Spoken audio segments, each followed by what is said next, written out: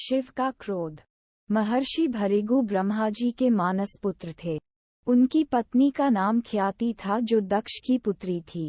महर्षि भृगु सप्तर्षिमंडल के एक ऋषि हैं।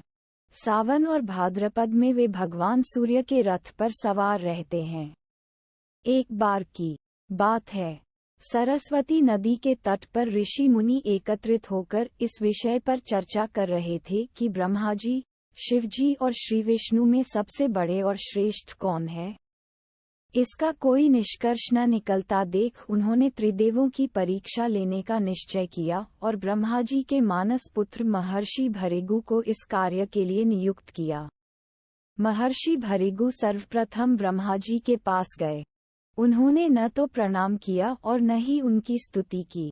ये देख ब्रह्मा जी क्रोधित हो गए। क्रोध की अधिकता से उनका मुख लाल हो गया, आंखों में अंगारे दहकने लगे। लेकिन फिर यह सोचकर कि ये उनके पुत्र हैं, उन्होंने हृदय में उठे क्रोध के आवेग को विवेक बुद्धि में दबा लिया। वहां से महर्षि भृगु कैलाश गए। देवाधिदेव भगवान महादेव ने देखा कि भृगु आ रहे हैं तो वे प्रसन्न होकर अपने आसन से उठे और उनका आलिंगन करने के लिए भुजाएं फैला दीं। किंतु उनकी परीक्षा लेने के लिए भृगु मुनि उनका आलिंगन अस्वीकार करते हुए बोले, महादेव, आप सदा वेदों और धर्म की मर्यादा का उल्लंघन करते हैं। दुष्टों और पापियों को आप जो वरदान देते हैं, उनसे सृष्टि पर भयंकर संकट आ जाता है। इसलिए मैं आपका आलिंगन कदापि नहीं करूंगा। उनकी बात सुनकर भगवान शिव क्रोध से तिलमिला उठे।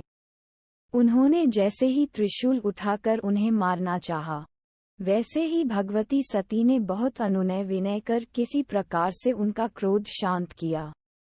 इसके बाद भृगु मुनि वैकुंठ लोक गए। उस समय भगवान श्री विष्णु देवी लक्ष्मी की गोद में सिर रखकर लेटे थे। भृगु ने जाते ही उनके वक्ष पर एक तेज लात मारी। भक्त वत्सल भगवान विष्णु शीघ्र ही अपने आसन से उठ खड़े हुए और उन्हें प्रणाम करके उनके चरण सहलाते हुए बोले, भगवन, आपके पैर पर चोट तो नहीं लगी? कृपया इस आसन पर विश्राम कीजिए।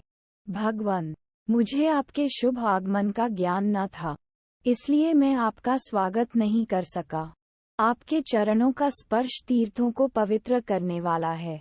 आपके चरणों के स्पर्श से आज मैं धन्य हो गया। भगवान विष्णु का ये प्रेम व्यवहार देखकर महर्षि भृगु की आंखों से आंसू बहने लगे। उसके बाद वे ऋषि मुनियों के पास लौट आए और ब्रह्मा जी, शिवजी और श्री विष्णु के यहाँ के सभी अनुभव विस्तार से कह बताया। उनके अनुभव सुनकर सभी ऋषि मुनि बड़े हैरान हुए और उनके सभी संदेह दूर हो गए। तभी से वे भगवान विष्णु को सर्वश्रेष्ठ मानकर उनकी पूजा अर्चना करने लगे। वास्तव में उन ऋषि मुनियों ने अपने लिए नहीं, बल्कि मनुष्यों के संदेहों को मिटाने के लिए ही ऐसी लीला रची थी।